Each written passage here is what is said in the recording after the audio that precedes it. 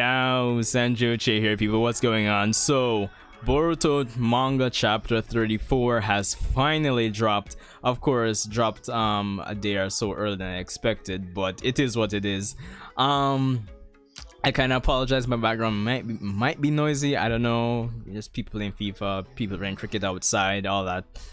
But sorry, I had to do this recording right now. Like, Boruto chapter 34 is it's one of those chapters where we have a big fight go down, and after the big fight we have some nice change of pace where we get some nice character interaction, some nice character dialogue, nice one-liners, and all these interactions and one-liners just lead to that kind of feeling where you get, you know, as a reader, you want to see what happens. You want to see how all of this is going to turn out, honestly, and that's the feeling I get reading chapter 34 of the Boruto manga. But let's get into exactly what happened. Be sure to rate, comment, subscribe. Of course, obviously I do Boruto content, Dragon Ball content, and I review One Punch Man. But let's get into the review of chapter 34, entitled Training, apparently, which I kind of predicted.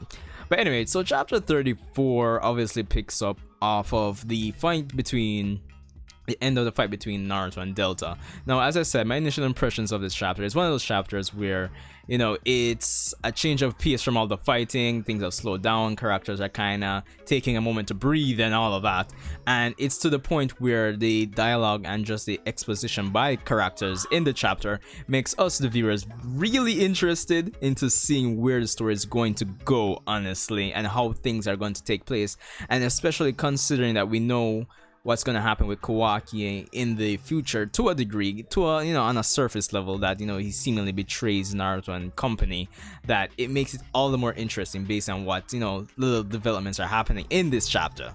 Now, the chapter starts off at the site of the Delta versus Naruto fight, and honestly speaking,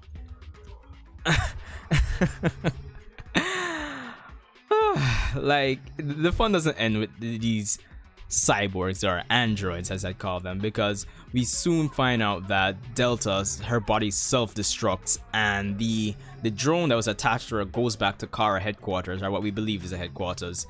Now, it's at this point in the chapter that we get some interesting points from Koji, who's been missing for the most part for the last few chapters, but we know he was observing the fight via his via the frog that he had spying on them. Now, honestly speaking, he mentions that, of course, Naruto is like he's ridiculous in terms of power and skill, but at his skill level and power level, quote unquote, he's no match against Jigen. And I find this interesting because the only comparison we had between Naruto and Jigen before was Kawaki's statement a few chapters ago. I think it was about chapter 28 or so, where Kawaki mentions that, hey, you know, Naruto, like, he has comparable chakra to our amount of power he's feeling to Jigen. So to have Koji, who I'm pretty sure would know Jigen even more than Kawaki, especially considering that any training session between Kawaki and Jigen would have been Jigen holding back. I'm pretty sure Koji is more familiar with him than Koji. There is more than some amount of weight to his statement. There must be some level of truth to it if he feels that Naruto can't beat Jigen. And to that end, we find out that the secret to exposing Jigen's weakness, or even beating him, lies in the karma seal. So as we go along, the chapter is starting to, the manga on a whole is kind of starting to set up things for Boruto to take the spotlight, and I think that's interesting. I think it's needed, considering that Boruto is the main character. This is his manga, and no matter how we slice and dice, no matter how we love Naruto and Sasuke being in the spotlight, and for all intents and purposes, them being the calling cards for people to jump on to see what's happening in the manga, or, you know, watch videos about it, even if they're not really, you know, keeping up with the Boruto's generation of things. Whenever Naruto and Sasuke is concerned, people will jump in, but them slowly bringing Boruto into the spotlight like this, to me, it's needed, because it's his manga, and I kind of spoke about this in my Boruto discussion video that I did before this chapter dropped, that Boruto really needs to train, and he needs to start carrying the weight of his own series instead of the old cast. So I won't go more into that. You can check out that discussion, which I'll probably link as a card or end screen discussion, end screen card. But yeah, but it's interesting. That Boruto and the Karma Seal. I wonder what kind of connection. It makes me wonder what kind of connection Jigen has to this, and potentially Otsutsu clan. But as I go along. But anyway, so we kind of eventually get to the point where Boruto, Naruto, and Kawaki are back at the Hokage's, well, not his house, but they're at some hospital or recuperation station where he's asking Katasuke if he can basically get Kawaki a new arm, and it ends up being that Naruto suggests giving Kawaki one of his arms that Katasuke would have developed for him, but we learned that the arm can't work without Naruto's chakra. He develops his prosthetic arms to work with the person's chakra he's designed it for. So we end up having Naruto give Kawaki some of his chakra through the arm so Kawaki can use the arm, of course. And it kind of brings me to, like, I see what they're doing, because Naruto mentions that, you know, this is one of the purposes of chakra. Chakra connects, right? And it's in Naruto's, it's not outside of his character to do something like this, but honestly, I can see a lot of people seeing this as a way of them kind of nerfing Naruto. Even though Naruto points out that sharing his chakra with Kawaki is probably like this is no different from just keeping up a shadow clone, but I'm kind of indifferent towards it. But I can see people saying that, you know, this is, and in the grand scheme of things, it's probably not a lot of chakra, but by the end of the chapter we get some interesting revelation, which I kind of expected as I was reading the chapter going through. But it is what it is. But it's after this that we get some more interesting revelations.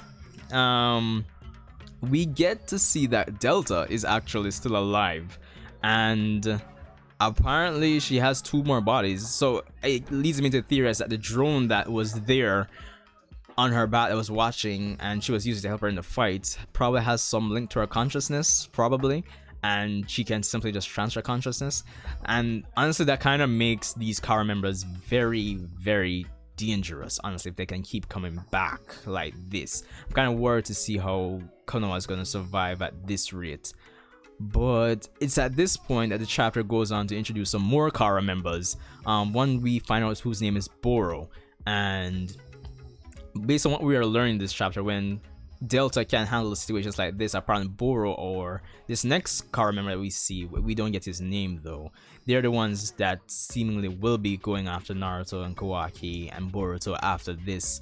So it's safe to say they're even stronger than Delta. And honestly, with the person that were kind of concerned about Naruto's performance against Delta in the recent chapters, they kind of speak on this as well, because Delta's pissed that she lost and she wants to take care of Naruto herself, but even her fellow Kara members are saying that she basically stands no chance against Naruto, and this is why they're taking her place in taking over the mission to go up against Naruto, essentially. And even Naruto himself was mentioning at the start of this chapter that he went through a lot of trouble just to keep her alive, so that heavily implies that he was holding back. So all in all, I think it ended well. I still have my criticisms in terms of how Naruto was represented in that fight, to just some small points, but for the most part I think it ended well.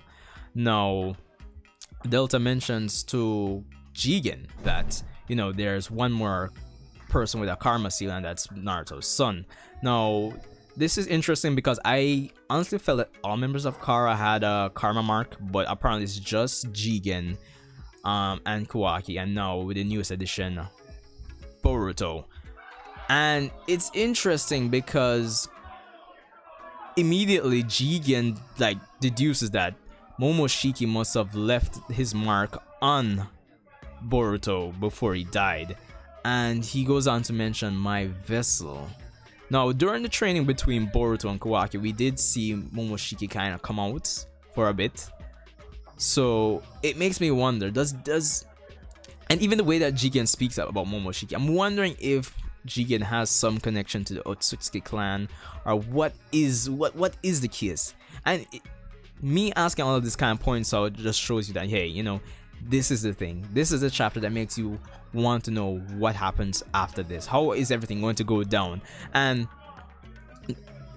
I give the chapter a very high rating because of this. Honestly, I want to see where the story is going to go. We have some interesting character introductions to a degree, to a like kind of surface level, with all these other Kara members coming in. We have the revelation that Naruto is not strong enough to beat Jigen, and we have, by Kashin Koji's own words, and through his own words, we find out that probably the key to beating Jigen by exposing his weakness is karma, which kind of starts to set things up for Boruto to start taking the show on his back and start, you know, I guess I would imagine Boruto to start training even more now. So it's funny, the Kara members kind of assume that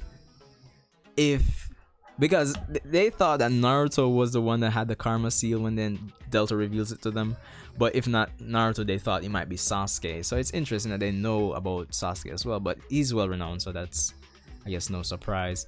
But the scientist for Kara, like all the while throughout this chapter, he's there not saying anything, and when he finds out that, you know, Kashin Koji was kind of prolonged the mission, because honestly they could have gotten Kawaki back already when Delta basically went there before Konohamaru and Team 7 got back to the village. Delta could have kind of cut them off and gotten back Kawaki, but Kashin Koji kind of prolonged the mission to get information.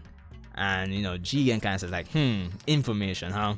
Kind of makes me wonder. So it's just all these different breadcrumbs. But all in all, towards the end of the chapter, the last segment of the chapter, we have, you know, Kawaki mentioning that, you know, he's still questioning why Naruto is going to such lengths to protect him. And of course, they go back and forth about, you know, Naruto saying, you know, you protected me and my daughter. And then Kawaki's kind of saying, you know, I don't want to burden you. So to the end of the conversation, Kawaki decides that he wants to learn ninjutsu. Now, it's kind of interesting. It's probably a decent, interesting development.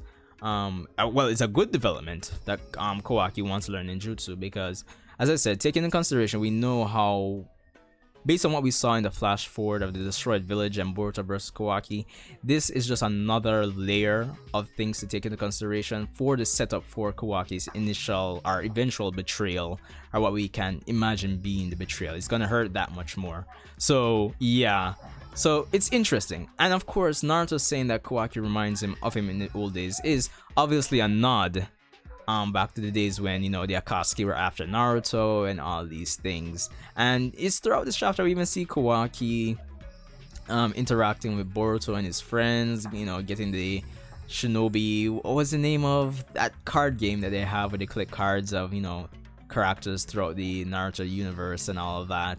Yeah, so it's interesting. And of course we have a little Sarada and Mitsuki. We haven't seen them in a while. So yeah, it's interesting to see the development. I definitely like it. It's definitely set up for what's to come. So yeah, of course Naruto training Kawaki, just set up. And by the end, we find out the chapter ends with Kawaki finally fixing the flower vase or vase that he brought for Himawari, but he's missing one piece. And in looking for it, the chakra given to him by Naruto in the arm that he got starts to act up, and we see that who would have seen this coming? Naruto transferred some Nine-Tails chakra to the arm, and of course the Kurama speaks to Kawaki through it, so he's telling them not to stray too far from Naruto, and that's where the chapter ends. All in all, I thought it was a pretty good chapter. For the people who have been, you know, complaining about the Boruto anime, I understand, and to a degree, I understand all complaints that are there for the Boruto manga, but I honestly feel the manga has tons of potential. It's coming to its own. It's only one and two complaints I'd say I'd have with the manga, which are steadily, they're getting smooth. They're getting patched out, basically.